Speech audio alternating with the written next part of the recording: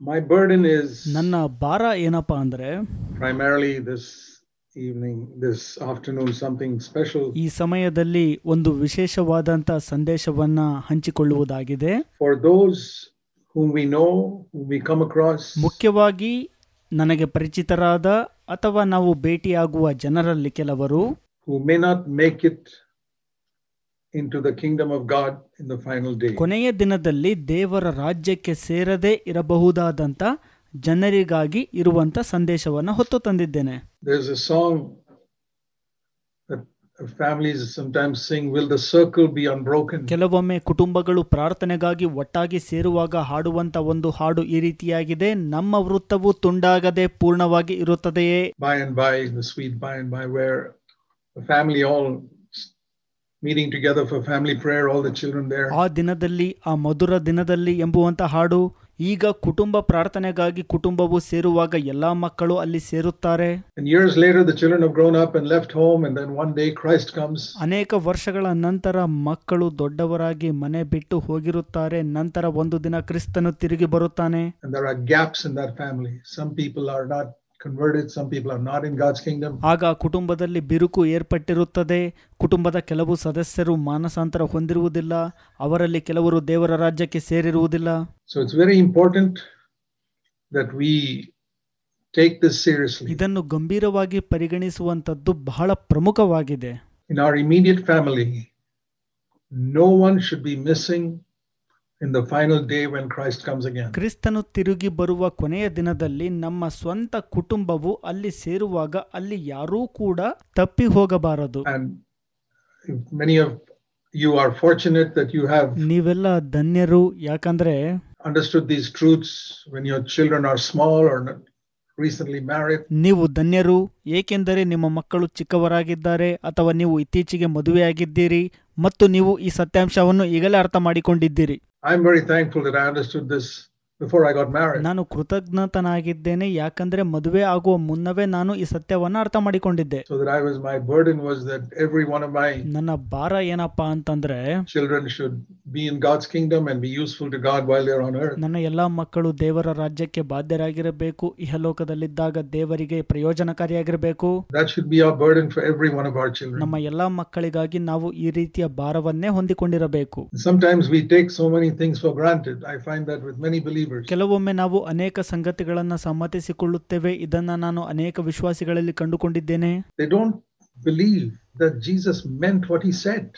It's amazing. ಯೇಸು ಹೇಳಿದ್ದು ಅರ್ಥಪೂರ್ಣವಾಗಿದ್ದು ಎಂಬುದನ್ನ ಅನೇಕ ವಿಶ್ವಾಸಿಗಳು ನಂಬೋದಿಲ್ಲ. ಇದು ಒಂದು ವಿಸ್ಮಯ. You know, in India we have newspapers and in different languages. Bharat ದೇಶದಲ್ಲಿ ಅನೇಕ ವಾರ್ತಾಪತ್ರಿಕೆಗಳು ಬೇರೆ ಬೇರೆ ಭಾಷೆಗಳಿಂದ ಮುದ್ರಣಗೊಂಡಿರುತ್ತವೆ. And I've seen many of those newspapers in different languages. Almost every day there'll be a obituary. ಆ ವಾರ್ತಾಪತ್ರಿಕೆಗಳಲ್ಲಿ ಸಾಮಾನ್ಯವಾಗಿ ಪ್ರತಿದಿನವೂ ಒಂದಲ್ಲ ಒಂದು ಶ್ರದ್ಧಾಂಜಲಿ ಪ್ರಕಟವಾಗುತ್ತದೆ. Past column. Obituary, for those of you who don't know, is ಪತ್ರಿಕೆಯ ಒಂದು ಭಾಗದಲ್ಲಿ ಅದು ಪ್ರಕಟವಾಗಿರುತ್ತದೆ. ನಿಮ್ಮಲ್ಲಿ ಅನೇಕರಿಗೆ ಶ್ರದ್ಧಾಂಜಲಿ ಎಂಬುವಂಥದ್ದು ಗೊತ್ತಿಲ್ಲ ಅಂದ್ರೆ, where they describe about a person's death, when he was born and when he died. ಶ್ರದ್ಧಾಂಜಲಿ ಅಂತಂದ್ರೆ ಒಬ್ಬ ವ್ಯಕ್ತಿಯ ಸಾವಿನ ಕುರಿತು ಅಲ್ಲಿ ಪ್ರಕಟವಾಗಿರುತ್ತದೆ. ಆತನು ಯಾವಾಗ ಹುಟ್ಟಿದ, ಎಲ್ಲಿ ಸತ್ತ ಎಂಬುವಂತ ವಿಷಯಗಳು. And very often it doesn't matter what their religion is, whether they are Christians or Hindus or Muslims or anybody. ಅವರ ಧರ್ಮ ಯಾವುದಾದ್ರೂ ಕೂಡ ಆಗಿರಬಹುದು, ಕ್ರೈಸ್ತನಾಗಿರಬಹುದು, ಮುಸಲ್ಮಾನ ಆಗಿರಬಹುದು ಅಥವಾ ಹಿಂದೂ ಕೂಡ ಆಗಿರಬಹುದು. It will be written very often at the bottom, they are now at the feet of the Lord. Everyone. ಅಲ್ಲಿ ಕೆಳಗಡೆ ಬರೆದಿರತ್ತೆ, ಇವರುಗಳು ಈಗ ಕರ್ತನ ಪಾದದ ಬಳಿಯಲ್ಲಿ ಇದ್ದಾರೆ ಎಂಬುದಾಗಿ. ಪ್ರತಿಯೊಬ್ಬರು. Nowhere do you describe, no one is mentioned as he's gone to hell, or we don't know where he is. ಯಾರು ಕೂಡ ನಮೂದಿಸಿರುವುದಿಲ್ಲ ಆತನು ಎಲ್ಲಿ ಹೋದ, ನರಕಕ್ಕೆ ಹೋದ ಎಂಬುದಾಗಿ. Every one of those obituary columns are absolutely certain, whatever religion they are in the presence of the Lord. ಪ್ರತಿಯೊಬ್ಬರ ವಿಷಯವಾಗಿ ಶ್ರದ್ಧಾಂಜಲಿ ಪ್ರಕಟವಾಗಿರುತ್ತದೆ. ಅವರ ಧರ್ಮ ಯಾವುದೇ ಆಗಿರಬಹುದು, ಅವರು ಕರ್ತನ ಸಮ್ಮುಖದಲ್ಲಿದ್ದಾರೆ ಎಂಬುದಾಗಿ ಬರೆಯಲ್ಪಟ್ಟಿರುತ್ತದೆ. Well, I don't agree with that. Either Jesus' words are true or they are false. And if Jesus' words are true, ನಾನು ಅದನ್ನು ಒಪ್ಕೊಳ್ಳೋದಿಲ್ಲ. ಒಂದು, ಯೇಸು ಸ್ವಾಮಿ ಮಾತು ಸುಳ್ಳಾಗಿರಬೇಕು, ಇಲ್ಲ ನಿಜ ಆಗಿರಬೇಕು. ಯೇಸು ಸ್ವಾಮಿಯ ಮಾತು ನಿಜವಾಗಿದೆ. And the words of the Holy Spirit in Scripture are true. Many of those people are not in the presence of the Lord. ಸತ್ಯವೇದದಲ್ಲಿನ ಪವಿತ್ರಾತ್ಮನ ವಾಕ್ಯಗಳು ಅಥವಾ ಮಾತುಗಳು ಸತ್ಯವಾಗಿದೆ. ಇಲ್ಲಿ ಪ್ರಕಟಗೊಂಡಂತ ಅನೇಕ ಜನರು ಕರ್ತನ ಸಮ್ಮುಖದಲ್ಲಿ ಇರುವುದಿಲ್ಲ. Because Jesus said very clearly when he told the disciples to go and preach the gospel. ಯಾಕಂದರೆ ಯೇಸು ಸ್ಪಷ್ಟವಾಗಿ ಇಲ್ಲಿ ಹೇಳಿದ್ದಾರೆ, ತಮ್ಮ ಶಿಷ್ಯಂದಿರಿಗೆ ಹೋಗಿ ಸುವಾರ್ತೆ ಸಾರಿರಿ ಎಂಬುದಾಗಿ ಹೇಳುವಾಗ, In all the world, he said in Mark 16, go and preach the gospel to all creation. Mark 16:15. Mark 16ನೇ ಅಧ್ಯಾಯ 15ನೇ ವಚನದಲ್ಲಿ ಯೇಸು ಈ ರೀತಿಯಾಗಿ ಹೇಳಿದರು, ನೀವು ಲೋಕದ ಎಲ್ಲಾ ಕಡೆಗೆ ಹೋಗಿ ಜಗತ್ತಿಗೆಲ್ಲ ಸುವಾರ್ತೆಯನ್ನ ಸಾರಿರಿ ಎಂಬುದಾಗಿ. And my dear brothers and sisters, that is a commission that comes to us. ನನ್ನ ಪ್ರಿಯ ಸಹೋದರ ಮತ್ತು ಸಹೋದರಿಯರೇ, ಈ ಒಂದು ಆಜ್ಞೆಯು ನಮ್ಮ ಬಳಿ ಕೂಡ ಬರುತ್ತದೆ. We must be burdened about those we know who are not converted. ನಮಗೆ ಪರಿಚಿತರಿರುವಂತ ಪರಿವರ್ತನೆ ಹೊಂದದೇ ಇರುವಂತವರ ಬಗ್ಗೆ ನಾವು ಭಾರವುಳ್ಳವರಾಗಿರಬೇಕು. Those who are close to us. We don't have to think of every Tom, Dick and Harry that we know in the office or anywhere. Those who are close to us, relatives. ಹಾಗಂತ ಬೇರೆ ಬೇರೆ ಕಡೆ ಇರುವಂತ ಮತ್ತು ಕಚೇರಿಯಲ್ಲಿರುವಂತ ಜನರ ಬಗ್ಗೆ ಅನ್ನುವುದಕ್ಕಿಂತ ನಮಗೆ ಹತ್ತಿರವಾದಂತ ಸಂಬಂಧಿಗಳ ಬಗ್ಗೆ ನಾವು ಭಾರವುಳ್ಳವರಾಗಿರಬೇಕು. Those who are very close friends of ours. Go into all the world and preach the gospel to every creature. ನಮ್ಮ ಆತ್ಮೀಯ ಸ್ನೇಹಿತರು ಕೂಡ ಇರಬಹುದು. ಸಮಸ್ತ ಲೋಕಕ್ಕೆ ಹೋಗಿ ಎಲ್ಲಾ ಸೃಷ್ಟಿಗೆ ಸುವಾರ್ತೆಯನ್ನ ಸಾರಿರಿ ಎಂಬುದಾಗಿ ಯೇಸು ಹೇಳಿದರು. He who has believed and has been baptized will be saved. ನಂಬಿ ದೀಕ್ಷಾಸ್ನಾನ ಮಾಡಿಸಿಕೊಳ್ಳುವವನು ರಕ್ಷಣೆ ಹೊಂದುವನು. But he who does not believe, baptism is not mentioned there, will be condemned. ನಂಬದೆ ಹೋಗುವವನು, ದೀಕ್ಷಾಸ್ನಾನ ಎಂಬುದಾಗಿ ಅಲ್ಲಿ ನಮೂದಿಸಿಲ್ಲ, ಆತನು ದಂಡನೆಗೆ ಗುರಿಯಾಗುವನು ಎಂಬುದಾಗಿದೆ. That's clear. To me, it's just there's going to be a division, and ಅಲ್ಲಿ ಸ್ಪಷ್ಟವಾಗಿ ಹೇಳಲ್ಪಟ್ಟಿದೆ, ಒಂದು ಅಲ್ಲಿ ವಿಭಾಗಿಸುವಿಕೆ ಅನ್ನುವಂಥದ್ದು ಏರ್ಪಡುತ್ತದೆ. I don't want to get a surprise in the final day about we know our own families. ಕೊನೆ ದಿನದಲ್ಲಿ ನಾನು ಆಶ್ಚರ್ಯಕ್ಕೆ ಒಳಗಾಗಬಾರದು. ನಮ್ಮ ಸ್ವಂತ ಕುಟುಂಬವು are in God's kingdom, but we need to have a burden for those whom the Lord has allowed to come to know us. ದೇವರ ರಾಜ್ಯಕ್ಕೆ ಸೇರಿದವರಾಗಿದ್ದಾರೆ ಎಂಬುದಾಗಿ ನಮಗೆ ಗೊತ್ತಿದೆ. ಆದರೆ ನಮ್ಮನ್ನು ಅರಿತುಕೊಳ್ಳುವಂತೆ ಕರ್ತನು ಅನುಮತಿಸಿದಂತವರ ವಿಷಯವಾಗಿ ನಾವು ಭಾರವುಳ್ಳವರಾಗಿರಬೇಕು. And many I think of many believers as well who ಅನೇಕ ವಿಶ್ವಾಸಿಗಳು ಕೂಡ do not realize the truth of words like this. They say, well, I have accepted the Lord. ಈ ರೀತಿಯ ವಾಕ್ಯವನ್ನ ಗ್ರಹಿಸಿಕೊಳ್ಳುವುದಿಲ್ಲ. ಅವರು ಹೇಳುತ್ತಾರೆ, ನಾನು ಕರ್ತನನ್ನ ಸ್ವೀಕಾರ ಮಾಡಿಕೊಂಡಿದ್ದೇನೆ ಎಂಬುದಾಗಿ. But it says in Hebrews chapter 3 and verse 14 that we become partakers of Christ. ಆದರೆ ಇಬ್ರಿಯ 3ನೇ ಅಧ್ಯಾಯ 14ನೇ ವಚನದಲ್ಲಿ ಈ ರೀತಿಯಾಗಿ ಹೇಳುತ್ತದೆ, ಕ್ರಿಸ್ತನಲ್ಲಿ ನಾವು ಪಾಲುಗಾರರಾಗಿದ್ದೇವಲ್ಲ ಎಂಬುದಾಗಿ. If we hold fast the beginning of our confidence firm until the end. ಮೊದಲಿಂದಿರುವ ಭರವಸವನ್ನು ಅಂತ್ಯದವರೆಗೆ ದೃಢವಾಗಿ ಹಿಡಿದುಕೊಳ್ಳುವ ಪಕ್ಷಕ್ಕೆ ಎಂಬುದಾಗಿ ಅಲ್ಲಿ ಹೇಳುತ್ತದೆ. There's a big capital IF. ಅಲ್ಲಿ ದೊಡ್ಡ ಅಕ್ಷರ ಈ ರೀತಿಯಾಗಿ ಬರುತ್ತದೆ, ಪಕ್ಷಕ್ಕೆ ಅಥವಾ ಒಂದು ವೇಳೆ ಎಂಬುದಾಗಿ. If. And that means, what about, read it the other way. If we do not hold fast. ನಾವು ಈ ರೀತಿಯಾಗಿ ಹೇಳಬಹುದಾದಲ್ಲಿ, ಒಂದು ವೇಳೆ ನಾವು ದೃಢವಾಗಿ ಹಿಡಿದುಕೊಳ್ಳದಿದ್ದರೆ, the beginning of our assurance, what we started off our Christian life, firm until the end, we will not be partakers of Christ finally. ಮೊದಲಿಂದಿರುವ ಭರವಸವನ್ನು, ಅಂದರೆ ಕ್ರೈಸ್ತತ್ವವನ್ನ ನಾವು ಹೇಗೆ ಪ್ರಾರಂಭಿಸಿದೆವಲ್ಲ ಅದನ್ನು ದೃಢವಾಗಿ ಹಿಡಿದುಕೊಳ್ಳಲಿಲ್ಲ ಅಂತಂದ್ರೆ ನಾವು ಕ್ರಿಸ್ತನಲ್ಲಿ ಪಾಲುಗಾರರಾಗಿರುವುದಿಲ್ಲ ಅಂತಿಮವಾಗಿ. To me that's crystal clear. So we need to make sure that ಅದು ನನಗೆ ಸ್ಪಷ್ಟವಾದ ವಿವರಣೆಯಾಗಿದೆ. ನಾವು ನಿಶ್ಚಯಪಡಿಸಿಕೊಳ್ಳಬೇಕು ಏನಂತ ಅಂದ್ರೆ, we are going to end up in God's kingdom and those we love are going to be in God's kingdom and our children will also be there. ಕೊನೆಯದಾಗಿ ನಾವು ದೇವರ ರಾಜ್ಯಕ್ಕೆ ಸೇರಿಕೊಳ್ಳುತ್ತೇವೆ. ನಾವು ಪ್ರೀತಿಸುವಂತವರು ಕೂಡ ಅಲ್ಲಿರುತ್ತಾರೆ, ನಮ್ಮ ಮಕ್ಕಳು ಕೂಡ ದೇವರ ರಾಜ್ಯದಲ್ಲಿರುತ್ತಾರೆ. We have to think of verses like this that warn us. We read in Hebrews 9 and verse. ಈ ರೀತಿಯ ವಚನಗಳನ್ನ ನಾವು ಯೋಚಿಸುವಾಗ ಇಂತಹ ವಚನಗಳು ನಮ್ಮನ್ನು ಎಚ್ಚರಪಡಿಸುತ್ತವೆ. ನಾವು ಓದಿಕೊಳ್ಳುತ್ತೇವೆ ಇಬ್ರಿಯ ಪತ್ರಿಕೆ 9ನೇ ಅಧ್ಯಾಯ 27. It is appointed inasmuch as appointed for men to die once. 27ನೇ ವಚನವು ಈ ರೀತಿಯಾಗಿ ಹೇಳುತ್ತದೆ, ಒಂದೇ ಸಾರಿ ಸಾಯುವುದು ಮನುಷ್ಯರಿಗೆ ನೇಮಕವಾಗಿದೆ ಎಂಬುದಾಗಿ. And after this judgment. Now the Roman Catholic Church has taught for years, for centuries. ಆಮೇಲೆ ನ್ಯಾಯ ತೀರ್ಪು ಎಂಬುದಾಗಿ ಅಲ್ಲಿ ವಿವರಿಸಲ್ಪಟ್ಟಿದೆ. ರೋಮನ್ ಕ್ಯಾಥೋಲಿಕ್ ಸಭೆಯು ಅನೇಕ ವರ್ಷಗಳಿಂದ, ಹಲವು ಶತಮಾನಗಳಿಂದ that there's a place called purgatory where people go and then ಶುದ್ಧೀಕರಣದ ಸ್ಥಳ ಅಥವಾ ಪರ್ಗೆಟರಿ ಎಂಬ ಸ್ಥಳದ ಬಗ್ಗೆ ಬೋಧಿಸುತ್ತಾ ಬಂದಿದೆ. you give money to the church here and pray, and those souls will gradually move out of purgatory and slowly find their way into God's kingdom. ಸತ್ತವರು ಅಲ್ಲಿಗೆ ಹೋಗಿ ಸೇರುತ್ತಾರೆ ಮತ್ತು ನೀವು ಈ ಕ್ಯಾಥೋಲಿಕ್ ಸಭೆಗೆ ಹಣ ಕೊಡುವುದಾದರೆ ಆ ಆತ್ಮಗಳು ನಿಧಾನವಾಗಿ ಅಲ್ಲಿಂದ ಮುಂದುವರೆದು ದೇವರ ರಾಜ್ಯವನ್ನು ಕೊನೆಗೆ ಪ್ರವೇಶಿಸುತ್ತವೆ ಎಂಬುದಾಗಿ. That is absolute heresy. That's not in scripture. Jesus never said that. ಇದು ದೇವನಿಂದನೆಯ ದುರ್ಬೋಧನೆಯಾಗಿದೆ. ಇದು ಸತ್ಯವೇದದಲ್ಲಿ ನಮೂದಾಗಿಲ್ಲ. ಯೇಸು ಆ ರೀತಿಯಾಗಿ ಹೇಳೇ ಇಲ್ಲ. There's one clear example of what happens after death in a true story. A true story. ಒಂದು ಸ್ಪಷ್ಟವಾದ ಉದಾಹರಣೆ ಏನಪ್ಪಾ ಅಂತಂದ್ರೆ ಮರಣದ ನಂತರ ಏನಾಗುತ್ತದೆ ಎಂಬುವಂತ ಒಂದು ನಿಜವಾದ ಕತೆ ಇಲ್ಲಿ ಇದೆ. Of what happened when two people died.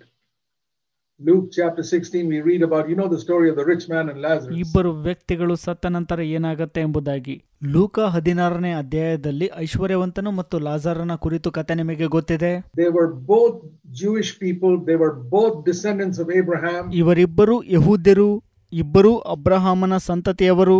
Isaac and Jacob. They were true Israelites. They were circumcised. They were attending the ಇವರು ಈಸಾಕ ಮತ್ತು ಯಾಕೋಬನ ಸಂತತಿಯವರು ಆಗಿದ್ದರು. ಐಶ್ವರ್ಯವಂತ ಮತ್ತು ಲಾಜರ ಇಬ್ಬರು ಸುನ್ನತಿಯನ್ನ ಮಾಡಿಸಿಕೊಂಡಿದ್ದರು. synagogues. But we read that as soon as that rich man died, ಇಬ್ಬರೂ ಕೂಡ ಸಭೆಗಳಿಗೆ ಹಾಜರಾಗುತ್ತಿದ್ದರು.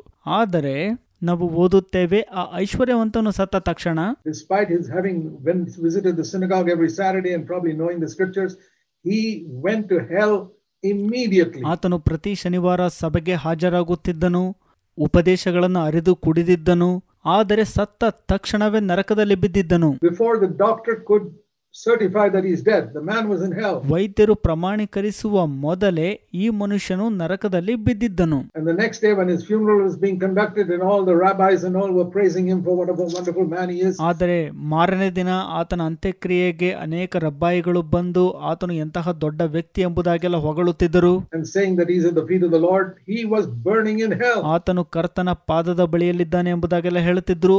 ಆದರೆ ಆತನು ನರಕದಲ್ಲಿ ಬಿದ್ದು ಉರಿಯುತ್ತಿದ್ದನು. And that poor beggar Lazarus, whom nobody cared for, there's not mention of anything. It says about. ಆದರೆ ಭಿಕ್ಷುಕನಾದ ಲಾಜರನ ಕುರಿತು ಇಲ್ಲಿ ಏನೂ ನಮೂದಾಗಿಲ್ಲ.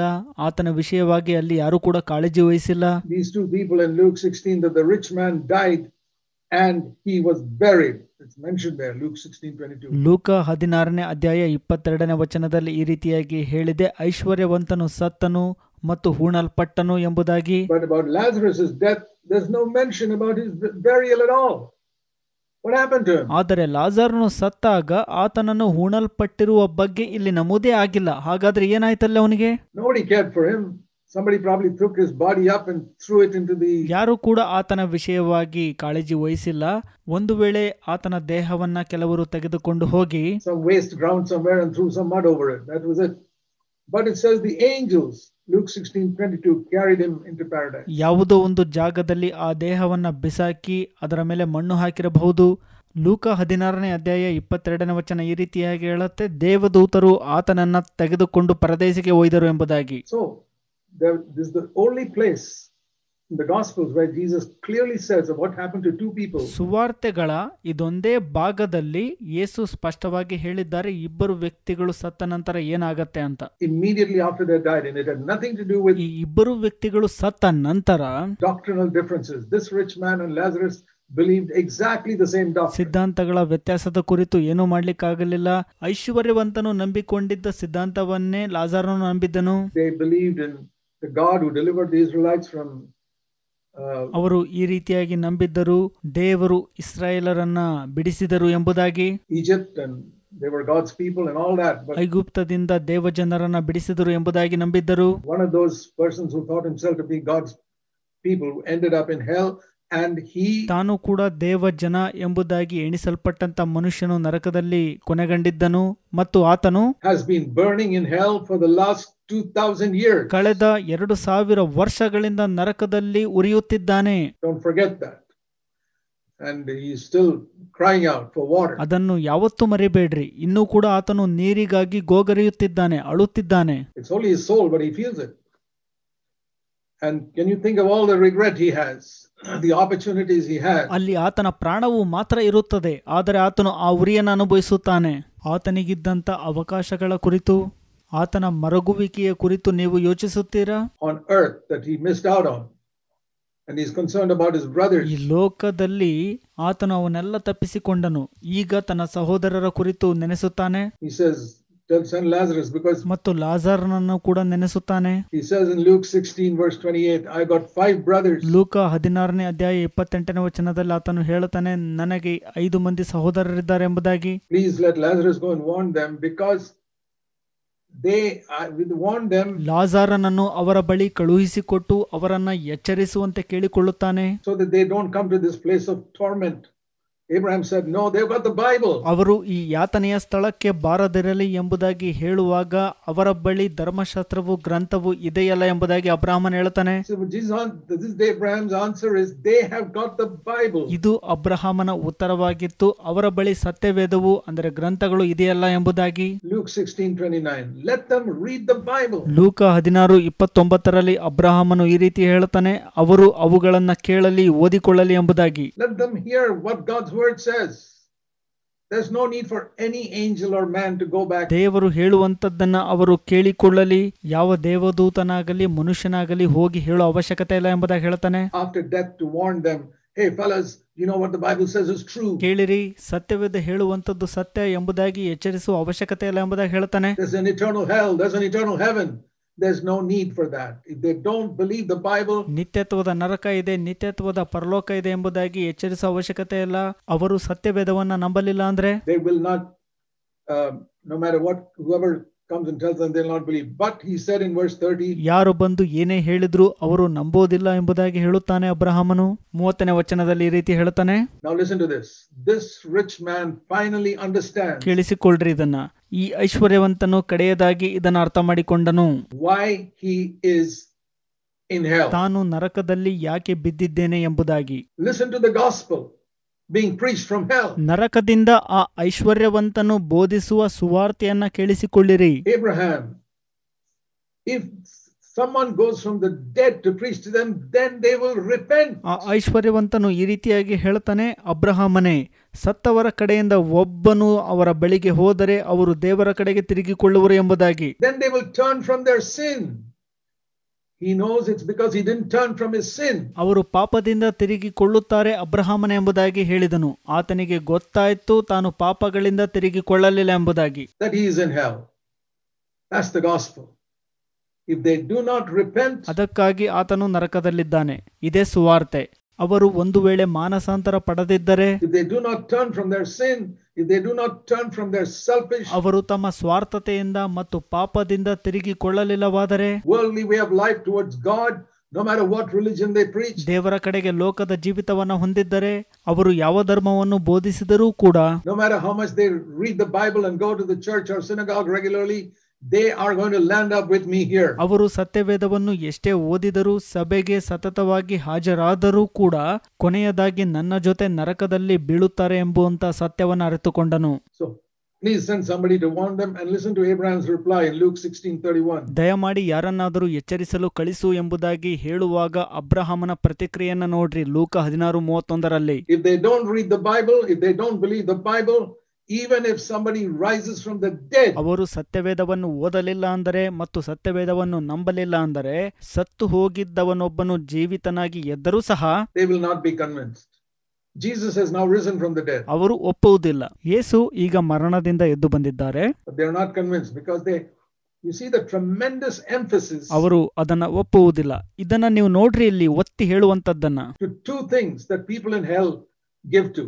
Please listen to this. This is a message from hell. ನರಕದಿಂದ ಜನರು ಹೇಳುವಂತ ಈ ಎರಡು ಸಂಗತಿಗಳನ್ನ ನೋಡ್ರಿ. ಇಲ್ಲಿ ನರಕದಿಂದ ಬಂದಂತಹ ಈ ಸಂದೇಶವನ್ನ ಕೇಳಿಸಿಕೊಳ್ಳ್ರಿ. From a man who's facing eternity in hell, he tells us about two things. One, he says you got to repent. ನಿತ್ಯತ್ವದ ನರಕದಲ್ಲಿ ಬಿದ್ದಂತಹ ವ್ಯಕ್ತಿಯು ಎರಡು ಸಂಗತಿಗಳನ್ನ ಹೇಳುತ್ತಾನೆ. ಮೊದಲನೆಯದಾಗಿ ಹೇಳುತ್ತಾನೆ, ಮಾನಸಾಂತರ ಪಡಿರಿ, ದೇವರ ಕಡೆಗೆ ತಿರುಗಿಕೊಳ್ಳಿರಿ ಎಂಬುದಾಗಿ. You got to turn from your sin. ಪಾಪದಿಂದ ತಿರುಗಿಕೊಳ್ಳಿರಿ ಎಂಬುದಾಗಿ. That's why that's been the main burden of my preaching for 45 years. ನಾನು ಕಳೆದ 45 ವರ್ಷಗಳಿಂದ ಭಾರದಿಂದ ಮಾಡುವಂತ ಬೋಧನೆ ಇದೇ ಆಗಿದೆ.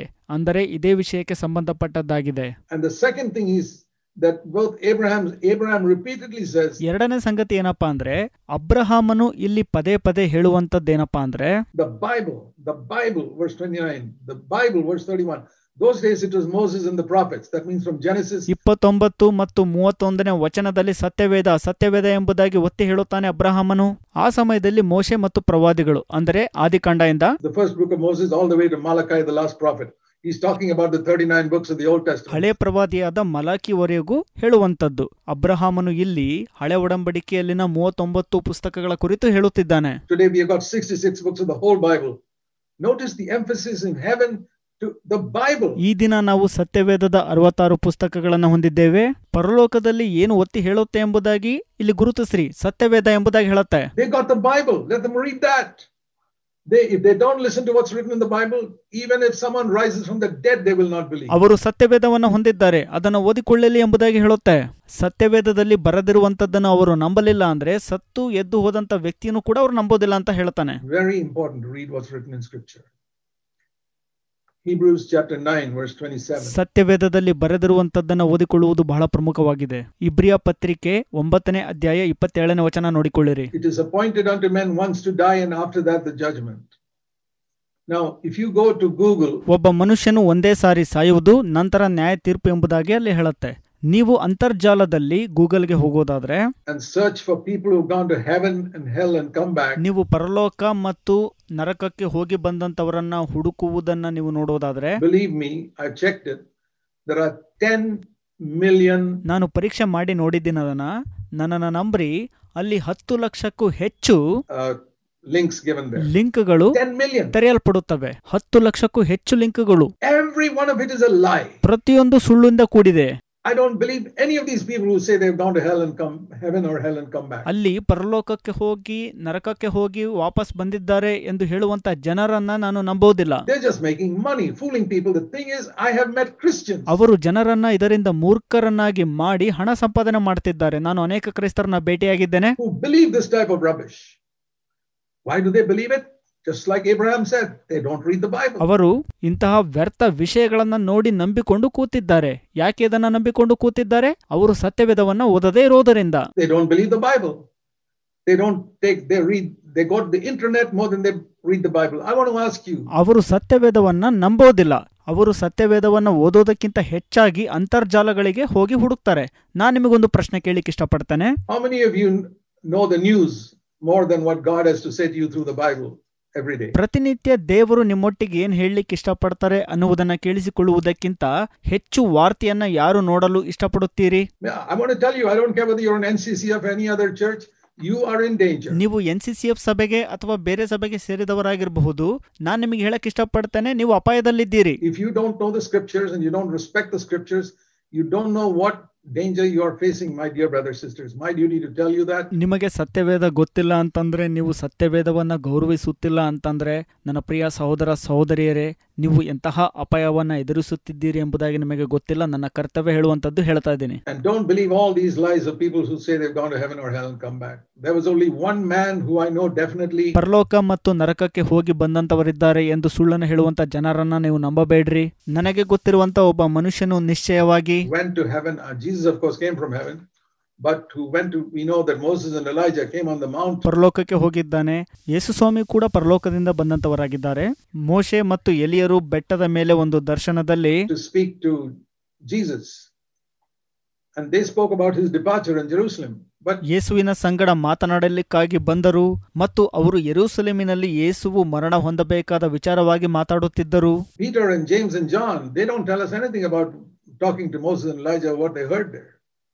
No. ಮೋಶೆ ಎಲಿಯರು ಮಾತನಾಡಿದಂತ, ಅದನ್ನ ಕೇಳಿಸಿಕೊಂಡಂತ ಪೇತ್ರ, ಯಾಕೋಬ, ಯೋಹಾನರು ಅದರ ಬಗ್ಗೆ, ಅದರ ವಿಷಯವಾಗಿ ಎಲ್ಲೂ ಮಾತನಾಡಲಿಲ್ಲ. And the only person in the Bible you read other than that who went to heaven and came back is, ಪರಲೋಕಕ್ಕೆ ಹೋಗಿ ವಾಪಸ್ ಬಂದಂತಹ ಒಬ್ಬ ವ್ಯಕ್ತಿಯ ಬಗ್ಗೆ ನೀವು ಸತ್ಯವೇದದಲ್ಲಿ ಓದ್ಕೊಳ್ಳೋದಾದ್ರೆ ಅದು, I believe that one case, and that is the Apostle Paul. ಅದನ್ನ ನಾನು ನಂಬುತ್ತೇನೆ. ಅದು ಒಂದೇ ಒಂದು ಪ್ರಕರಣವು ನಮೂದಾಗಿದೆ ಸತ್ಯವೇದದಲ್ಲಿ. ಅದು ಯಾರಪ್ಪ ಅಂದ್ರೆ ಅಪೊಸ್ತಲನಾದ ಪೌಲನು. And the Holy Spirit inspired him to write something here to warn us about all these millions of people who say they've gone to heaven and hell today. ಪರಲೋಕ ಮತ್ತು ನರಕಕ್ಕೆ ಹೋಗಿ ಬಂದಿದ್ದಾರೆ ಅಂತ ಹೇಳುವಂತ ಜನರನ್ನ ಎಚ್ಚರಿಸುವ ಸಲುವಾಗಿ ಅದರ ಬಗ್ಗೆ ಬರೆದು ಅವರನ್ನ ಎಚ್ಚರಿಸುವಂತ ಪವಿತ್ರಾತ್ಮನು ಪೌಲನನ್ನ ಪ್ರೇರೇಪಿಸಿದರು. 2 Corinthians 12, he says, I was caught up into paradise. 2 ಕೊರಿಂಥ 12ನೇ ಅಧ್ಯಾಯದಲ್ಲಿ ಪೌಲನ್ ಹೇಳ್ತಾನೆ, ನಾನು ಪರದೈಸಕ್ಕೆ ಒಯ್ಯಲ್ಪಟ್ಟೆನು. Paradise is the third heaven. 2 Corinthians 12 verse 4. ಪರದೈಸು ಮೂರನೇ ಲೋಕ. 2 ಕೊರಿಂಥ 12ನೇ ಅಧ್ಯಾಯ 4ನೇ ವಚನ ಹೇಳುತ್ತೆ. And listen to this. I heard certain words there. ಕೇಳಿಸಿಕೊಳ್ಳಿರಿ ಇದನ್ನ. ನಾನು ಪರದೈಸಲ್ಲಿ ಕೆಲವು ಮಾತುಗಳನ್ನ ಕೇಳಿಸಿಕೊಂಡೆನು ಎಂಬುದಾಗಿ ಪೌಲನ್ ಹೇಳ್ತಾನೆ. Paul actually went to heaven, to the immediate presence of God. ನಾನು ಪರದೈಸಕ್ಕೆ ಒಯ್ಯಲ್ಪಟ್ಟೆನು, ದೇವರ ಸಮ್ಮುಖಕ್ಕೆ ಹತ್ತಿರವಾಗಿದ್ದೆನು ಎಂಬುದಾಗಿ ಹೇಳ್ತಾನೆ. Where Jesus is there and he heard number of things being spoken there. ಅಲ್ಲಿ ಯೇಸು ಸ್ವಾಮಿ ಕೂಡ ಇದ್ರು, ಅಲ್ಲಿ ಅನೇಕ ಸಂಗತಿಗಳನ್ನ ನಾನು ಕೇಳಿಸಿಕೊಂಡೆನು. And he said they are inexpressible, very difficult to express them, and ಅವು ನುಡಿಯಲು ಅಶಕ್ಯವಾದಂತ ಮಾತುಗಳು ಎಂಬುದಾಗಿ ಹೇಳ್ತಾನೆ ಪೌಲನು. I'm not permitted to speak about it. That's the thing I wanted you to notice there. ಅದರ ಬಗ್ಗೆ ನಾನು ಮಾತನಾಡಲು ಅನುಮತಿಸಲ್ಪಟ್ಟಿಲ್ಲ ಎಂಬುದಾಗಿ ಪೌಲನ್ ಹೇಳ್ತಾನೆ. ಅದನ್ನೇ ನೀವು ಗುರುತಿಸಬೇಕಾದದ್ದಿಲ್ಲಿ. I'm not permitted to tell anyone. 2 Corinthians 12:4, what I heard there. 2 ಕೊರಿಂಥ 12ನೇ ಅಧ್ಯಾಯ 4ನೇ ವಚನದಲ್ಲಿ ಪೌಲನ್ ಹೇಳ್ತಾನೆ, ನಿಮಗೆ ಹೇಳಲು ನಾನು ಅನುಮತಿಸಲ್ಪಟ್ಟಿಲ್ಲ ಎಂಬುದಾಗಿ. To believe that's eternal truth, that a man, even if God takes him to heaven like Paul, he's not permitted to ever talk about it to any human being. ಇದನ್ನ ನಂಬಿರಿ, ಇದು ನಿತ್ಯತ್ವದ ಸತ್ಯ. ಪೌಲನಂತ ಮನುಷ್ಯನು ಪರದೇಶಕ್ಕೆ ಒಯ್ಯಲ್ಪಟ್ಟರೂ ಕೂಡ ಮತ್ತೊಬ್ಬರಿಗೆ ಹೇಳಲು ಆತನು ಅನುಮತಿಸಲ್ಪಟ್ಟಿರಲಿಲ್ಲ. Then how is it so many Christians believe all this rubbish written in books about people who go to heaven and hell? Please don't believe all this. ಪರಲೋಕ ಮತ್ತು ನರಕಕ್ಕೆ ಹೋಗಿ ಬಂದಂತಹ ಜನರಿದ್ದಾರೆ ಎಂದು ಹೇಳುವಂತ ಪುಸ್ತಕಗಳನ್ನ ನಂಬಿರುವಂತ ಅನೇಕ ಕ್ರೈಸ್ತರಿದ್ದಾರೆ. ಇಂತಹ ವಿಷಯಗಳನ್ನ ನೀವು ನಂಬಬೇಡ್ರಿ. There's only one book in the world that tells us the truth, and that's the Bible. And it's very, very important. I say this because ಲೋಕದಲ್ಲಿ ಒಂದೇ ಒಂದು ಪುಸ್ತಕ ಸತ್ಯವನ್ನ ಮಾತನಾಡುವಂತದ್ದು, ಅದು ಸತ್ಯವೇದವಾಗಿದೆ. ನಾನು ನಿಮಗೆ ಒಂದು ಪ್ರಮುಖವಾದ ವಿಷಯವನ್ನ ಹೇಳಲು ಬಯಸುತ್ತೇನೆ. There are so many stories going around, and you may be clear, but make sure your children also don't believe all that nonsense when they grow up. ಲೋಕದ ಸುತ್ತ ಅನೇಕ ಸಂಗತಿಗಳು, ಸುಳ್ಳುಗಳು ನಡೀತಾ ಇರಬಹುದು. ನಿಮಗೆ ಇದರ ಬಗ್ಗೆ ಸ್ಪಷ್ಟತೆ ಸಿಕ್ಕಿರಬಹುದು, ಆದರೆ ನಿಮ್ಮ ಮಕ್ಕಳು ಬೆಳೆದಾಗ ಅದನ್ನು ನಂಬದಂತೆ ಎಚ್ಚರ ವಹಿಸಿರಿ. Because there are stories like that of, you know, there was a story of ಒಂದು ಕತೆ ಇದೆ. a child who had an accident and wrote a book about it, published by a reputed Christian publisher. ಒಂದು ಮಗು ಅಪಘಾತಕ್ಕೆ ಒಳಗಾಗತ್ತೆ, ನಂತರ ಆ ಮಗು ಒಂದು ಪುಸ್ತಕ ಬರೆಯುತ್ತೆ. ಆ ಪುಸ್ತಕವು ಹೆಸರಾಂತ ಕ್ರೈಸ್ತ ಪ್ರಕಾಶಕರಿಂದ ಪ್ರಕಟಗೊಳ್ಳುತ್ತದೆ. And he said how he went to describe the whole thing, and 10 or 15 years later when he grew up, ಇಡೀ ಸಂಗತಿಗಳನ್ನ ಅದರ ಬಗ್ಗೆ ವಿವರಿಸುತ್ತೆ. ನಂತರ ಆ ಮಗು ಬೆಳೆದು 10-15 ವರ್ಷಗಳ ನಂತರ that same boy said the whole thing was a lie. ಅದೇ ಹುಡುಗ ಹೇಳ್ತಾನೆ, ನಾನು ಹೇಳಿರುವಂತ ಎಲ್ಲಾ ವಿಷಯಗಳು ಸುಳ್ಳು ಎಂಬುದಾಗಿ. My father told me to write all that, and he made a lot of money by selling that book, and that it's one of the most reputed Christian publishers in America who published. ಆ ಹುಡುಗನು ನಂತರದಲ್ಲಿ ಹೇಳ್ತಾನೆ, ನನ್ನ ತಂದೆ ಈ ರೀತಿಯಾಗಿ ಬರಲಿಕ್ಕೆ ಹೇಳಿದ್ರು, ನಾನು ಬರದೆ, ಹಾಗೂ ನನ್ನ ತಂದೆ ಈ ಪುಸ್ತಕ ಮಾರಾಟದಿಂದ ಹೆಚ್ಚು ಹಣ ಕೂಡ ಮಾಡಿದ್ರು. ಈ ಪುಸ್ತಕವು ಹೆಸರಾಂತ ಕ್ರೈಸ್ತ ಪ್ರಕಾಶಕರಿಂದ ಪ್ರಕಟಗೊಂಡಿತ್ತು. And of course they had to withdraw it. But for so many 10 or 15 years people believed this nonsense. ನಂತರ ಇವರುಗಳು ಈ ಪುಸ್ತಕವನ್ನ ರದ್ದುಗೊಳಿಸಿ ಹಿಂತಿರುಗಿ ಪಡ್ಕೊಂಡ್ರು ಕೂಡ ಅನೇಕ ಜನರು 10-15 ವರ್ಷಗಳಿಂದ ಈ ಅಸಂಬದ್ಧವಾದ ವಿಚಾರಗಳನ್ನ ನಂಬಿದ್ದರು. Till the boy grew up and said this was all fake, just a way to make money. ಬೆಳೆದ ನಂತರ ಆ ಮಗು ಹೇಳ್ತು, ಇದನ್ನ ಹಣ ಮಾಡಲಿಕ್ಕೋಸ್ಕರ ಬರೆದಿದ್ದು ಇದು ಸುಳ್ಳು ಎಂಬುದಾಗಿ. So dear brothers, there are a lot of deception going on in this area. That's why I mentioned. ಪ್ರಿಯ ಸಹೋದರರೇ, ಈ ಒಂದು ಕ್ಷೇತ್ರದಲ್ಲಿ ಅನೇಕ ವಂಚನೆಯು ನಡೆಯುತ್ತಿದೆ, ಅದಕ್ಕಾಗಿ ನಾನು ಇದನ್ನ ಹೇಳಿದೆ. So what are the things that can prevent a person from ಒಬ್ಬ ಮನುಷ್ಯನಿಗೆ ಅಡ್ಡಿ ಮಾಡುವಂತದ್ದು ಯಾವುದಪ್ಪ ಅಂತಂದ್ರೆ being ready for the coming of Christ? I just want to say some things which I've spoken of many times, but let me repeat it. ಕ್ರಿಸ್ತನ ಬರೋಣಕ್ಕೆ ಸಿದ್ಧವಾಗಿರುವುದಕ್ಕೆ ತಡೆ ಮಾಡುವುದು ಯಾವುದಪ್ಪ ಅಂದ್ರೆ ಕೆಲವು ವಿಷಯಗಳನ್ನ ಹೇಳುತ್ತೇನೆ, ಅದನ್ನ ಅನೇಕ ಬಾರಿ ಮಾತನಾಡಿದ್ದೇನೆ ಕೂಡ. In Matthew chapter 6, this is very, very important. More and more I find I'm referring to this in these days. ಮತ್ತಾಯ 6ನೇ ಅಧ್ಯಾಯದಲ್ಲಿ ಅದು ಹೇಳಲ್ಪಟ್ಟಿದೆ. ಈ ದಿನಮಾನಗಳಲ್ಲಿ ನಾನು ಅನೇಕ ಬಾರಿ ನನ್ನ ಸಂದೇಶಗಳಲ್ಲಿ ಅದನ್ನ ನಾನು ಉಲ್ಲೇಖ ಮಾಡ್ತಾ ಇದ್ದೀನಿ. And that's the matter of forgiving others. Matthew 6. ಅದು ವಿಷಯ ಏನಪ್ಪಾ ಅಂತಂದ್ರೆ ಮತ್ತೊಬ್ಬರನ್ನ ಕ್ಷಮಿಸುವಂತದ್ದು. ಮತ್ತಾಯ 6ನೇ ಅಧ್ಯಾಯ verse 15. If you do not forgive others, your Father will not forgive your sins. 15ನೇ ವಚನ ಈ ರೀತಿಯಾಗಿ ಹೇಳುತ್ತೆ, ನೀವು ಜನರ ತಪ್ಪುಗಳನ್ನ ಕ್ಷಮಿಸದೆ ಹೋದರೆ ನಿಮ್ಮ ತಂದೆ ಸಹ ನಿಮ್ಮ ತಪ್ಪುಗಳನ್ನ ಕ್ಷಮಿಸುವುದಿಲ್ಲ ಎಂಬುದಾಗಿ. Even if you repent, you have really repented of all the wrong things you did in your life. ನೀವು ನಿಮ್ಮ ಜೀವಿತದಲ್ಲಿ ಮಾಡಿದಂತ ಎಲ್ಲಾ ತಪ್ಪುಗಳಿಂದ ನಿಜವಾಗಿಯೂ ಮಾನಸಾಂತರ ಪಟ್ಟಿದ್ರೂ ಸಹ, you come to NCCF, you've decided to deny yourself in so many areas. You stopped watching pornography. ನೀವು NCCF ಸಭೆಗೆ ಬರಲು ಕೂಡ ಪ್ರಾರಂಭಿಸಿರುತ್ತೀರಿ. ಅನೇಕ ಕ್ಷೇತ್ರಗಳಲ್ಲಿ ನಿಮ್ಮನ್ನ ನೀವು ನಿರಾಕರಿಸಿಕೊಳ್ಳುತ್ತಿರುತ್ತೀರಿ. ನೀವು ಅಶ್ಲೀಲ ಕಾಮದ ವಿಡಿಯೋಗಳನ್ನು ಕೂಡ ನೋಡುವುದನ್ನು ನಿಲ್ಲಿಸಿರುತ್ತೀರಿ. You're taking the scriptures seriously. You're seeking to be filled with the Holy Spirit. ವಚನಗಳನ್ನು ಗಂಭೀರವಾಗಿ ತೆಗೆದುಕೊಳ್ಳುತ್ತಿರುತ್ತೀರಿ ಹಾಗೂ ಪವಿತ್ರಾತ್ಮನಿಂದ ತುಂಬಿಸಲ್ಪಡುವಿಕೆಗಾಗಿ ಹುಡುಕುತ್ತಿರುತ್ತೀರಿ. But there's one person you have not forgiven. ಆದರೆ ಒಬ್ಬ ಮನುಷ್ಯನನ್ನ ನೀವು ಕ್ಷಮಿಸದೆ ಹಾಗೆ ಬಿಟ್ಟಿರುತ್ತೀರಿ. Who did something against you or your family long ago. ತುಂಬಾ ಹಿಂದೆ ನಿಮಗೆ ಮತ್ತು ನಿಮ್ಮ ಕುಟುಂಬಕ್ಕೆ ಆ ವ್ಯಕ್ತಿ ದ್ರೋಹವನ್ನು ಎಸಗಿರುತ್ತಾನೆ. I want to tell you as a servant of the Lord, you will not be in heaven. That's for sure. ಕರ್ತನ ಸೇವಕನಾಗಿ ನಿಮಗೆ ಒಂದು ಮಾತನ್ನ ಹೇಳ್ತೇನೆ, ನೀವು ಪರಲೋಕದಲ್ಲಿ ಇರುವುದಿಲ್ಲ, ಅದು ನಿಶ್ಚಯ. Either that or Jesus is a liar. You have to make a choice. ಒಂದೋ ಈ ಮಾತು ನೆರವೇರಲಿದೆ ಅಥವಾ ಯೇಸುವು ಒಬ್ಬ ಸುಳ್ಳುಗಾರನಾಗಿರುತ್ತಾರೆ. ಇವೆರಡರಲ್ಲಿ ಒಂದನ್ನು ನೀವು ಅಂಗೀಕರಿಸಲೇಬೇಕಾಗಿದೆ. If you don't believe what I'm saying, you're saying Jesus is a liar. What did Jesus say? ನಾನು ಹೇಳುವಂತದ್ದನ್ನ ನೀವು ನಂಬುವುದಿಲ್ಲ ಅಂತಂದ್ರೆ ಯೇಸು ಸ್ವಾಮಿ ಸುಳ್ಳುಗಾರರಾಗುತ್ತಾರೆ. ಯೇಸು ಏನಂತ ಹೇಳ್ತಾರೆ? If you do not forgive others, your Father will not forgive your transgressions. ನೀವು ಮತ್ತೊಬ್ಬರ ತಪ್ಪುಗಳನ್ನ ಕ್ಷಮಿಸದೆ ಹೋದರೆ ನಿಮ್ಮ ತಂದೆ ಸಹ ನಿಮ್ಮ ತಪ್ಪುಗಳನ್ನ ಕ್ಷಮಿಸುವುದಿಲ್ಲ. Even if you've confessed them, even if you've repented, and even if you claim the blood of Christ, why? ನೀವು ಅರಿಕೆ ಮಾಡಿದ್ರೂ ಕೂಡ, ಮಾನಸಾಂತರ ಪಟ್ಟಿದ್ರೂ ಕೂಡ, ಕ್ರಿಸ್ತನ ರಕ್ತದಿಂದ ತೊಳೆಯಲ್ಪಟ್ಟಿದ್ರೂ ಕೂಡ, ಯಾಕೆ? This is the truth. ಇದು ಸತ್ಯ. And can a person who dies without being forgiven? ಒಬ್ಬ ಮನುಷ್ಯನು ಕ್ಷಮಿಸಲ್ಪಡದೆ ಹಾಗೆ ಸತ್ತು ಹೋದಲ್ಲಿ, he didn't forgive according to Matthew 6:15, and he died. ಆತನು ಕ್ಷಮಿಸಿರುವುದಿಲ್ಲ. ಮತ್ತಾಯ 6ನೇ ಅಧ್ಯಾಯದ ಪ್ರಕಾರ ಆತನು ಸತ್ತು ಹೋಗ್ತಾನೆ.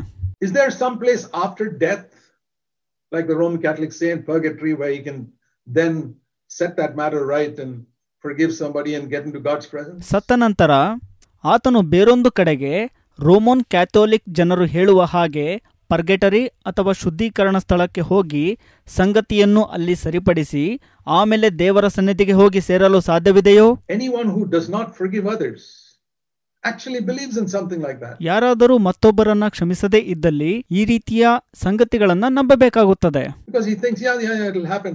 How do you know that if suddenly death comes? ಅದು ಆಗತ್ತೆ ಎಂದು ಆತನು ಹೇಳುವಾಗ ಯಾರಿಗ್ ಗೊತ್ತು ತಕ್ಷಣಕ್ಕೆ ಸಾವು ಬಂದ್ರೆ? I'm particularly burdened about it when I read of all the people in India today who are dying of COVID. Bharat ದೇಶದಲ್ಲಿ ಅನೇಕರು ಕೋವಿಡ್ ಕಾಯಿಲೆಯಿಂದ ಬಳಲಿ ಸಾಯುತ್ತಿರುವಾಗ ಇದರ ಬಗ್ಗೆ ನನಗೆ ಪ್ರತ್ಯೇಕವಾಗಿ ಭಾರವಿದೆ. We had 5 or 6 cases in CFC churches. CFC ಸಭೆಗಳಲ್ಲಿ 5-6 ಪ್ರಕರಣಗಳು ಈ ರೀತಿಯಾಗಿವೆ. Many of them older than 60, but 1 or 2 in their 40s. ಅನೇಕರು ಅದರಲ್ಲಿ 60 ವರ್ಷ ಮೇಲ್ಪಟ್ಟವರಿದ್ದರು, ಇನ್ನೂ 1 ಅಥವಾ 2 40 ವರ್ಷದವರಾಗಿದ್ದರು. And it's happening all around. ಇದು ಸುತ್ತ ನಡೀತಾ ಇದೆ. That's what burdens me, to make sure that these people are ಅದು ನನಗೆ ಭಾರವನ್ನ ಉಂಟು ಮಾಡುತ್ತು. ಈ ಜನರು clear that they have forgiven every single person. ಪ್ರತಿಯೊಬ್ಬ ವ್ಯಕ್ತಿಯನ್ನ ನಾನು ಕ್ಷಮಿಸಿದ್ದೇನೆ ಎಂಬುವಂತ ಸ್ಪಷ್ಟತೆಯನ್ನು ಹೊಂದಿರಬೇಕು. And you cannot remove it from your mind. I've said this many times, but I will repeat it. ಅನೇಕ ಬಾರಿ ಇದನ್ನ ನಾನು ಹೇಳಿದ್ದೇನೆ, ಮತ್ತೊಮ್ಮೆ ಇದನ್ನ ಹೇಳುತ್ತಿದ್ದೇನೆ. ನಿಮ್ಮ ತಲೆಯಿಂದ ಅವರು ಮಾಡಿದ್ದಂತದ್ದನ್ನ ತೆಗೆದಾಕ್ಲಿಕ್ಕೆ ಆಗೋದಿಲ್ಲ. Forever, as long as I'm alive, I'll repeat it. The importance of forgiving every person. ಅವರು ಏನೇ ಮಾಡಿದ್ರೂ ಕೂಡ ನಾನು ಜೀವಂತವಾಗಿ ಇರೋವರೆಗೂ ಇದನ್ನ ಪದೇ ಪದೇ ಹೇಳುತ್ತಿರುತ್ತೇನೆ. ಪ್ರಮುಖವಾದ ಸಂಗತಿ ಏನಪ್ಪಾ ಅಂದ್ರೆ ನೀವು ಅವರನ್ನ ಕ್ಷಮಿಸಿರಬೇಕು. From our heart, you don't wish them any evil. ನಿಮ್ಮ ಹೃದಯದಿಂದ ಅವರನ್ನ ಕ್ಷಮಿಸಿರಬೇಕು. ಅವರಿಗೆ ಯಾವುದೇ ರೀತಿಯ ಕೇಡನ್ನ ನೀವು ಬಯಸಬಾರದು. Whatever evil they may have done to you or your family, we must forgive them. ಅವರು ನಿಮಗಾಗಲಿ ಅಥವಾ ನಿಮ್ಮ ಕುಟುಂಬಕ್ಕಾಗಲಿ ಎಂತಹ ಕೇಡನೆ ಮಾಡಿದ್ರೂ ನೀವು ಅವರನ್ನ ಕ್ಷಮಿಸಲೇಬೇಕು. The other thing is to ask forgiveness from those whom you have hurt. ಮತ್ತೊಂದು ಸಂಗತಿ ಏನಪ್ಪಾ ಅಂದ್ರೆ ನೀವು ಮತ್ತೊಬ್ಬರಿಗೆ ಹಾನಿಯನ್ನಾಗಲಿ ನೋವನ್ನಾಗಲಿ ಮಾಡಿರ್ತೀರಿ, ಅವರ ಬಳಿ ಕ್ಷಮೆ ಕೇಳಬೇಕು. That's the other side of the coin. Turn to Matthew 5. See, both of these are on the Sermon on the Mount. ಇದು ನಾಣ್ಯದ ಮತ್ತೊಂದು ಮುಖ. ಈ ಎರಡೂ ವಿಷಯಗಳು ಪರ್ವತದ ಮೇಲೆ ಮಾಡಿದ ಪ್ರಸಂಗದಲ್ಲಿ ನಮೂದಾಗಿದೆ. And at the end of the Sermon on the Mount, Jesus said, if you hear my words and don't do them, ಪರ್ವತದ ಮೇಲಿನ ಪ್ರಸಂಗದ ಕೊನೆಯಲ್ಲಿ ಯೇಸು ಸ್ವಾಮಿ ಈ ರೀತಿಯಾಗಿ ಹೇಳುತ್ತಾರೆ, ನನ್ನ ಮಾತನ್ನ ನೀವು ಕೇಳಿಸಿಕೊಂಡು ಅದನ್ನ ಮಾಡದೇ ಇದ್ದಲ್ಲಿ you're like a man who's built on sand. But if you hear my words and do them, ಉಸುಬಿನ ಮೇಲೆ ಮನೆಯನ್ನ ಕಟ್ಟಿಕೊಂಡ ಮನುಷ್ಯನಿಗೆ ಸಮನಾಗಿರುತ್ತಾನೆ ಎಂಬುದಾಗಿ ಯೇಸು ಸ್ವಾಮಿ ಹೇಳುತ್ತಾರೆ. ಆದರೆ ನೀವು ನನ್ನ ಮಾತನ್ನ ಕೇಳಿಸಿಕೊಂಡು ಅದನ್ನ ಮಾಡುವುದಾದಲ್ಲಿ then you are building on the rock. Make sure you're building on the rock. Forgiving, asking forgiveness from others. ಬಂಡೆಯ ಮೇಲೆ ಮನೆಯನ್ನ ಕಟ್ಟಿಕೊಂಡವನಿಗೆ ಸಮನಾಗಿದ್ದಾನೆ. ನೀವು ಬಂಡೆಯ ಮೇಲೆ ಮನೆಯನ್ನ ಕಟ್ಟಿದ್ದೀರಾ ಎಂಬುದಾಗಿ ನಿಶ್ಚಯಪಡಿಸಿಕೊಳ್ಳ್ರಿ. ಮತ್ತೊಬ್ಬರ ಬಳಿ ಕ್ಷಮೆಯನ್ನ ಕೇಳುವಂತದ್ದು. Matthew chapter 5. ಮತ್ತಾಯ 5ನೇ ಅಧ್ಯಾಯ. When you come to the altar, verse 23, when you come before God to present your offering, that's your prayer or your request. 23ನೇ ವಚನ, ನೀವು ದೇವರ ಬಳಿ ಬರ್ತೀರಿ ಕಾಣಿಕೆಯನ್ನು ತೆಗೆದುಕೊಂಡು, ಅದು ಪ್ರಾರ್ಥನೆ ಅಥವಾ ವಿಜ್ಞಾಪನೆ ಆಗಿರಬಹುದು.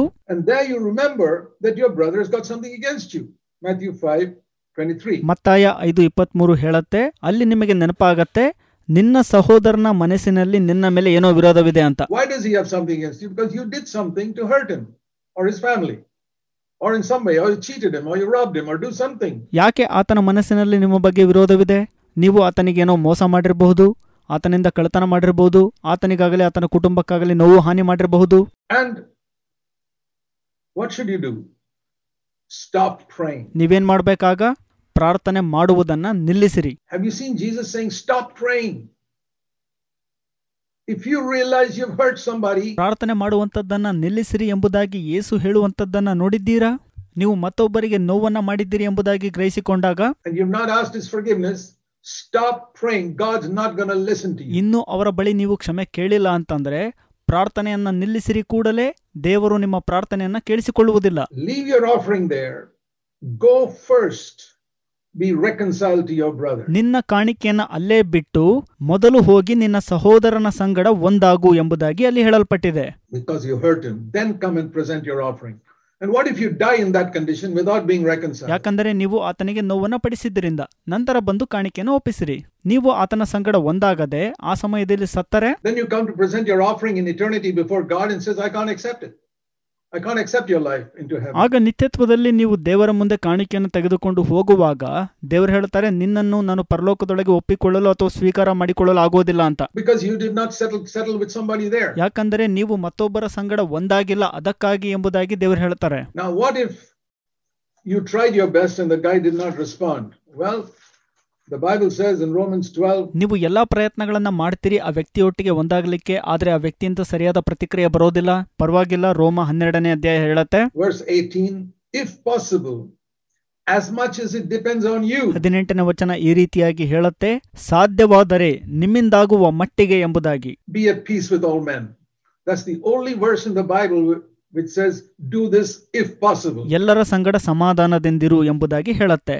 ಸತ್ಯವೇದದಲ್ಲಿ ಇದೊಂದೇ ಕಡೆ ಹೇಳಿರೋದು, ಸಾಧ್ಯವಾದಲ್ಲಿ ಇದನ್ನ ಮಾಡಿರಿ ಎಂಬುದಾಗಿ. It doesn't say if possible avoid anger, if possible avoid lusting after women, if possible don't love money. No. ಈ ರೀತಿಯಾಗಿ ಹೇಳಿಲ್ಲ. ಸಾಧ್ಯವಾದಲ್ಲಿ ಕೋಪ ಮಾಡಿಕೊಳ್ಳಬೇಡಿರಿ, ಸಾಧ್ಯವಾದಲ್ಲಿ ನಿಮ್ಮ ಕಣ್ಣಿನಿಂದ ಹೆಣ್ಣನ್ನು ಮೋಹಿಸಬೇಡಿರಿ, ಸಾಧ್ಯವಾದಲ್ಲಿ ಹಣವನ್ನ ಪ್ರೀತಿ ಮಾಡಬೇಡಿರಿ ಎಂಬುದಾಗಿ. But one verse in the Bible says if possible do it. Why? ಸತ್ಯವೇದದಲ್ಲಿ ಒಂದೇ ಒಂದು ವಚನ ಈ ರೀತಿಯಾಗಿ ಹೇಳುತ್ತೆ, ಸಾಧ್ಯವಾದರೆ ಇದನ್ನ ಮಾಡಿರಿ ಅಂತ. ಯಾಕೆ? Because this depends on the other person's cooperation as well.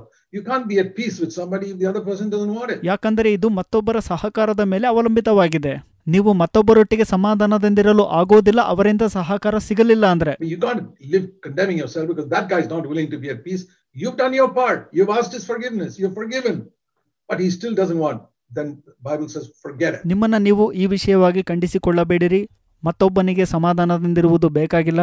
ನೀವು ನಿಮ್ಮ ಕೆಲಸವನ್ನ ಮಾಡಿದ್ದೀರಿ, ಅವರ ಬಳಿ ಕ್ಷಮೆಯನ್ನ ಕೇಳಿದ್ದೀರಿ, ಕ್ಷಮಿಸಲ್ಪಟ್ಟವರಾಗಿದ್ದೀರಿ. ಮತ್ತೊಬ್ಬ ವ್ಯಕ್ತಿಗೆ ಅದ್ರ ಬಗ್ಗೆ ಆಸಕ್ತಿ ಇಲ್ಲ ಅಂದ್ರೆ ಸತ್ಯವೇದ ಹೇಳುತ್ತೆ, ಅದನ್ನ ಬಿಟ್ಬಿಡ್ರಿ, ತಲೆ ಕೆಡಿಸ್ಕೋಬೇಡ್ರಿ ಅಂತ. As far as lies in you, live peace with all men, and if he doesn't want it, don't worry about it. ನಿಮ್ಮಿಂದಾಗುವ ಮಟ್ಟಿಗೆ ನೀವು ಮತ್ತೊಬ್ಬರೊಟ್ಟಿಗೆ ಸಮಾಧಾನದಿಂದಿರಲು ಪ್ರಯತ್ನಿಸ್ರಿ. ಅದು ಮತ್ತೊಬ್ಬರಿಗೆ ಬೇಕಾಗಿಲ್ಲ ಅಂದ್ರೆ ಅದರ ವಿಷಯವಾಗಿ ಚಿಂತೆ ಮಾಡಬೇಡ್ರಿ. 1 John in chapter 2. 1 ಯೋಹಾನ 2ನೇ ಅಧ್ಯಾಯ Verse 28, little children, 28ನೇ ವಚನ ಈ ರೀತಿಯಾಗಿ ಹೇಳುತ್ತೆ, ಪ್ರಿಯರಾದ ಮಕ್ಕಳೇ, abide in Christ so that when he appears we can have boldness. ಆತನು ಪ್ರತ್ಯಕ್ಷನಾಗುವಾಗ ನಾವು ಆತನ ಆಗಮನದಲ್ಲಿ ಆತನ ಮುಂದೆ ನಿಲ್ಲಲು ನಾಚಿಕೆ ಪಡದೆ ಧೈರ್ಯದಿಂದಿರುವಂತೆ ಕ್ರಿಸ್ತನಲ್ಲಿ ನೆಲೆಗೊಂಡಿರೋಣ. And not shrink away in shame when he comes. There are going to be two categories of so-called believers. ಆತನ ಮುಂದೆ ನಿಲ್ಲಲು ನಾಚಿಕೆ ಪಡಬಾರದು ಎಂಬುದಾಗಿ ಹೇಳುತ್ತೆ.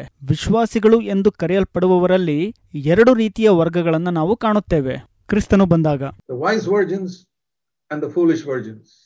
Remember, it is not 5 virgins and 5 prostitutes. ಬುದ್ಧಿ ಉಳ್ಳಂತ ಕನ್ಯೆಯರು, ಬುದ್ಧಿ ಹೀನರಾದಂಥ ಕನ್ಯೆಯರು. ನೆನಪಿಡ್ರಿ, ಇಲ್ಲಿ ಹೇಳಿಲ್ಲ 5 ಕನ್ಯೆಯರು 5 ವ್ಯಭಿಚಾರಿಗಳು ಎಂಬುದಾಗಿ. In this parable in Matthew 25, 10 virgins.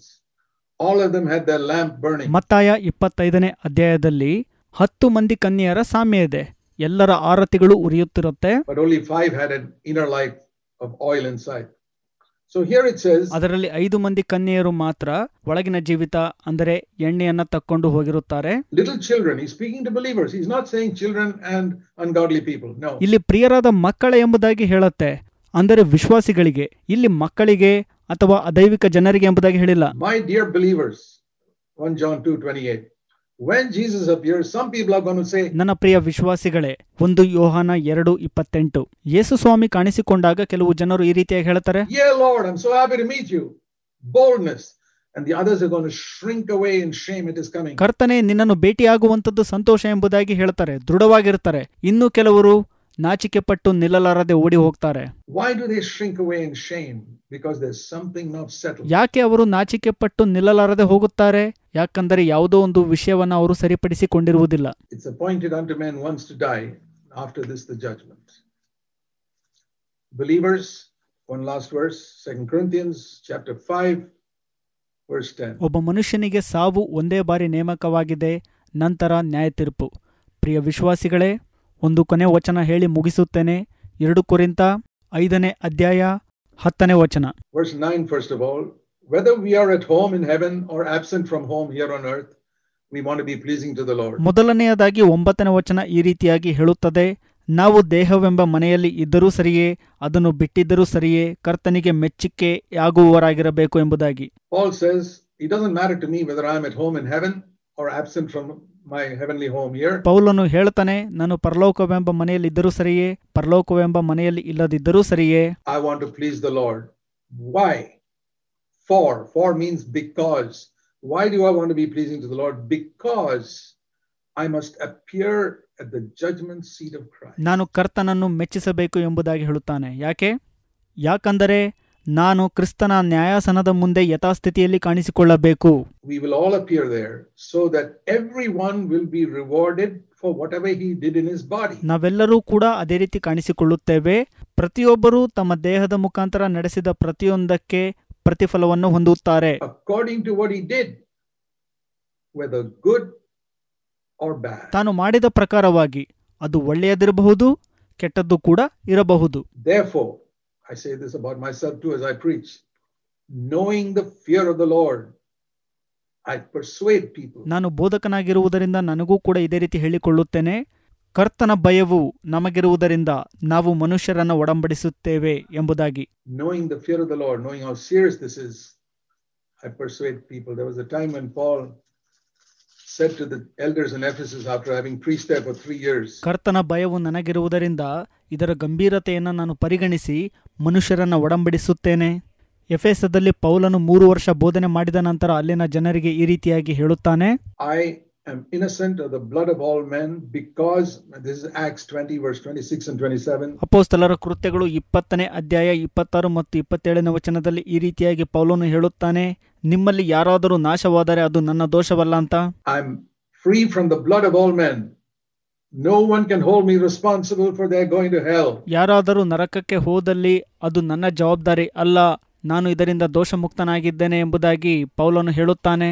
Because I have declared to you, verse 27, the whole purpose of God. 27ನೇ ವಚನದಲ್ಲಿ ಈ ರೀತಿಯಾಗಿ ಹೇಳುತ್ತಾನೆ ಪೌಲನು, ಯಾಕಂದರೆ ಒಂದನ್ನೂ ಮರೆ ಮಾಡದೆ ದೇವರ ಸಂಕಲ್ಪವನ್ನೆಲ್ಲ ನಿಮಗೆ ತಿಳಿಸಿದೆನು ಅಂತ. Not just believe in the Lord Jesus Christ, but I have proclaimed to you, you got to repent and turn from sin. You got to settle matters. ಕರ್ತನಾದ ಯೇಸುವಿನಲ್ಲಿ ನಂಬಿಕೆ ಇಡೋದು ಮಾತ್ರ ಅಲ್ಲ, ನೀವು ಮಾನಸಾಂತರ ಪಡಬೇಕು, ಪಾಪಗಳಿಂದ ತಿರುಗಿಕೊಳ್ಳಬೇಕು, ವಿಷಯಗಳನ್ನು ಸರಿಪಡಿಸಿಕೊಳ್ಳಬೇಕು ಎಂದು ಪೌಲನು ಸಾರಿ ಹೇಳಿರುತ್ತಾನೆ. With people you have hurt, you got to return things you have taken wrongfully as far as possible. ನೀವು ಮತ್ತೊಬ್ಬರಿಗೆ ನೋವನ್ನ ಮಾಡಿದ್ರೆ ವಿಷಯಗಳನ್ನು ಸರಿಪಡಿಸಿಕೊಳ್ಳ್ರಿ, ಮತ್ತೊಬ್ಬರಿಂದ ತಪ್ಪಾಗಿ ಏನಾದರೂ ತಗೊಂಡಿದ್ರೆ ಅದನ್ನ ವಾಪಸ್ ಕೊಡ್ರಿ, ಸಾಧ್ಯವಾದಷ್ಟು ಮಟ್ಟಿಗೆ ಇದನ್ನ ಮಾಡ್ರಿ. God doesn't demand the impossible.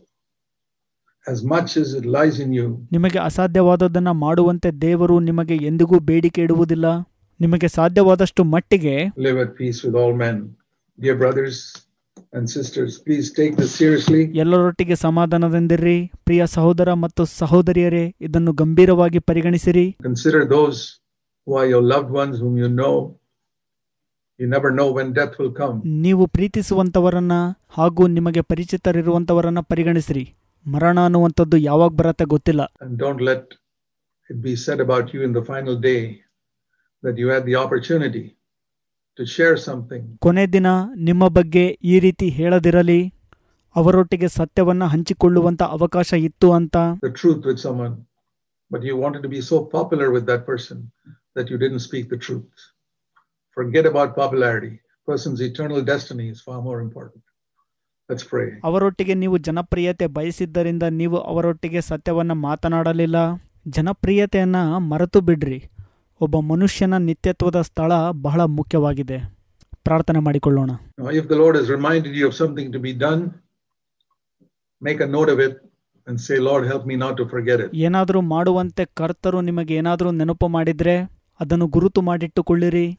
ಈ ರೀತಿಯಾಗಿ ಹೇಳ್ರಿ, ಕರ್ತರೆ ಅದನ್ನ ಮರೆಯದಂತೆ ನನಗೆ ಸಹಾಯ ಮಾಡು ಅಂತ. Because I'm sure the devil would like you to forget it by tomorrow. ನಾಳೆಯೊಳಗೇನೆ ನೀವು ಮರೆಯುವಂತೆ ಸೈತಾನನು ಏನಾದರೂ ಮಾಡ್ತಾನೆ ಅಂತ ನನಗೆ ನಿಶ್ಚಯ ಇದೆ. Heavenly Father, help us each one to take your word seriously. ಪರಲೋಕದ ತಂದೆಯೇ, ನಿಮ್ಮ ಮಾತುಗಳನ್ನ ಗಂಭೀರವಾಗಿ ನಾವು ತೆಗೆದುಕೊಳ್ಳುವಂತೆ ನಮಗೆಲ್ಲರಿಗೂ ಸಹಾಯ ಮಾಡು. And to be ready for your coming and to stand before you. We pray in Jesus' name. Amen. ನಿಮ್ಮ ಬರೋಣಕ್ಕೆ ನಾವು ಸಿದ್ಧರಿರುವಂತೆ ಹಾಗೂ ನಿಮ್ಮ ಮುಂದೆ ನಾವು ನಿಲ್ಲುವಂತೆ ನಮಗೆ ಸಹಾಯ ಮಾಡು. ಯೇಸುವಿನ ನಾಮದಲ್ಲಿ ಪ್ರಾರ್ಥಿಸುತ್ತೇವೆ. ಆಮೆನ್.